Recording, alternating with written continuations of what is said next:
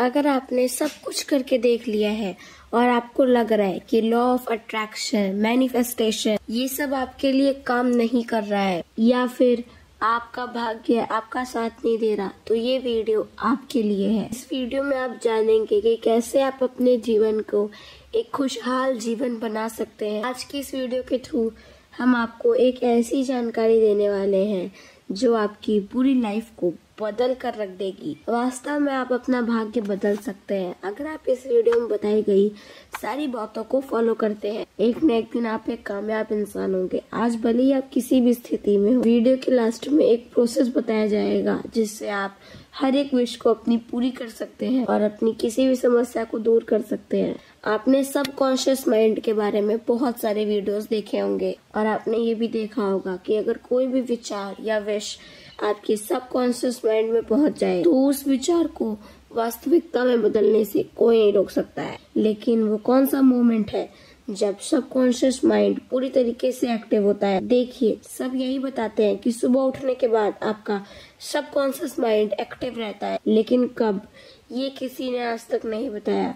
जब आप सुबह उठते हैं तो आपका सबकॉन्शियस माइंड एक्टिव होता है, मतलब वो आपकी बातों को सिर्फ सुनता है, स्टोर नहीं कर पाता, जिससे आपका मैनिफेस्टेशन स्क्रिप्ट पूरी तरीके से काम नहीं कर पाता। आज हम जानेंगे वो टाइम जब आपका माइंड सुपर कॉन्शियस स्टेज में होता है और आपका सबकॉन्शियस माइंड आपके हर विचार को सुनता भी है और स्टोर भी करता है। और सबसे मजे की बात, आपके विचार वाइब्रेशन बनकर सीधे यूनिवर्स तक पहुंचते हैं। आइए इसको थोड़ा डीपली समझते हैं जिससे आप अपने इस प्रोसेस को डीपली कर सकें। सबकॉन्शियस माइंड वो स्टेज जिसमें आप जो कुछ भी सोचते हैं वो रियलिटी में बदल जाते हैं, क्योंकि इस समय ही आपकी चेतना ब्रह्मांड से कनेक्ट होती है। ये एक ऐसा टाइम होता है जहाँ सृष्टि आपकी किसी भी इच्छा को पूरा करने के लिए बाध्य है। दोस्तों, इस समय होता है सुबह 3:40 से 5:30 तक और इसी समय को हम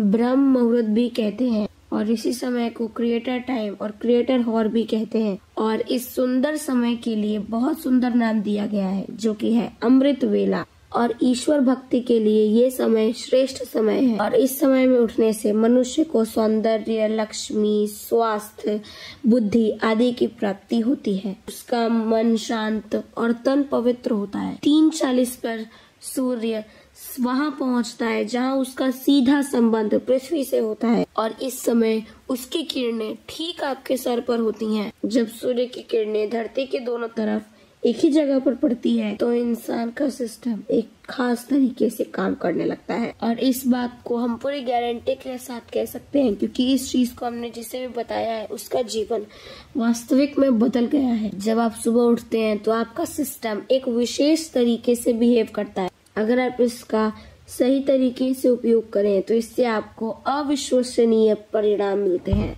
अब इस समय को धार्मिक और आध्यात्मिक रूप से समझते हैं। देखिए, ब्रह्म मुहूर्त और अमृत काल ऐसा समय है जब सृष्टि का नया जीवन प्रारंभ होता है और एक बीज को अंकुरित होने के लिए ये समय सबसे ज्यादा सहायता करता है और बीज हर समय के मुकाबले इस समय ज्यादा तेजी से विकसित होता है। ऋषि मुनियों का कहना है कि एक दिन में 30 मुहूर्त होते हैं जिनमें ब्रह्म मुहूर्त सबसे सर्वश्रेष्ठ मुहूर्त होता है। ब्रह्म मुहूर्त हर तरीके से धार्मिक, आध्यात्मिक, शारीरिक, मानसिक तरीके से आपके शरीर में नई ऊर्जा का संचार करता है। ये वह समय है जब देवता धरती लोक पर विचरण करते हैं। रामायण के अनुसार रावण की लंका में हनुमान जी अशोक वाटिका में ब्रह्म मुहूर्त में ही पहुंचे थे और उन्होंने सीता माता के द्वारा किए जाने वाले मंत्रों के उच्चारण की आवाज सुनी थी और उनका ध्येय सफल तरीके से पूरा हुआ था। वर्णम कीर्तिम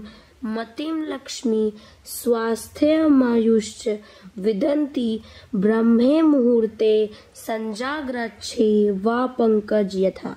ब्रह्म मुहूर्त में उठने से व्यक्ति को सौंदर्य, लक्ष्मी, स्वास्थ्य, बुद्धि और आयु की प्राप्ति होती है। आयुर्वेद के अनुसार ब्रह्म मुहूर्त में उठकर टहलने से शरीर में संजीवनी शक्ति का संचार होता है और यही कारण है कि इस समय बहने वाली वायु को अमृत तुल्य कहा गया है। ब्रह्म मुहूर्त में उठने वाला व्यक्ति सफल, सुखी और समृद्ध होता है। ऋग्वेद और सामवेद में भी बताया गया है, अगर आप ब्रह्म मुहूर्त में उठकर अपनी भावनाओं को, अपनी चेतनाओं को प्रकट करते हैं तो उनका सत्य होना तय है। आजकल के मॉडर्न साइंटिस्ट भी ऐसा मानते हैं कि ब्रह्म मुहूर्त में कुछ तो ऐसा होता है जो कि कल्पना से परे है। अब समझते हैं कि आपको इस समय का प्रयोग कैसे करना है। हम आपको 2 तरीके बताने वाले हैं। पहला, आपको सुबह 3:40 से 5:30 के बीच उठना है। इसके बाद पहले अपने इष्ट का 5 मिनट तक नाम लेना है। जिसे भी आप अपना ईश्वर मानते हैं उनका नाम 5 मिनट तक लेना है। और उसके बाद आप जिस भी समस्या से परेशान है उसको एक पेपर पर लिख देना है। आपको अपनी प्रॉब्लम्स को इस तरीके से लिखना है कि जैसे अब वो समस्या नहीं है। हम आपको एक एग्जाम्पल के रूप में समझाते हैं। कल्पना करें कि आप पैसों की समस्या को लेकर परेशान हैं, तो आपको उस पेपर पर लिखना है कि अब मेरे जीवन में पैसों की कोई समस्या नहीं है, मेरे सारे काम बहुत आसानी से पूरे हो रहे हैं, मेरी इनकम पहले से बहुत ज्यादा है और मेरा बिजनेस या मेरी जॉब बहुत अच्छी चल रही है। मैं आपके लिए परम पिता परमेश्वर आपका आभारी हूँ और आपका धन्यवाद करता हूँ। और इसे कम से कम 10 मिनट तक इसी समय रोज पढ़ना है। लिखना एक ही बार है पहले दिन।